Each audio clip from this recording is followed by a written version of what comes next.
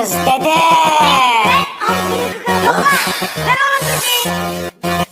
Ses ver Adana, zirveden selam. Durmak yok omi, patlamaya devam. Yok bundan sonra size sigara filan. Uçuyor yıldızlara müptezel bayan. Ses ver Adana, zirveden selam. Durmak yok omi, patlamaya devam. Yok bundan sonra size sigara filan. Uçuyor yıldızlara müptezel bayan. Harmanım, baba nerede çarşafım? Gördüğüm bu paketler benim dermanım. Hoppa yavaşça açıldı fermanım. Sakın kaçma buraya gel la kezbanım. Adana çocuğu aga şehrimin delisi. Olay büyük kardeş, mevzu kendisi. Plaka 01, korkumuz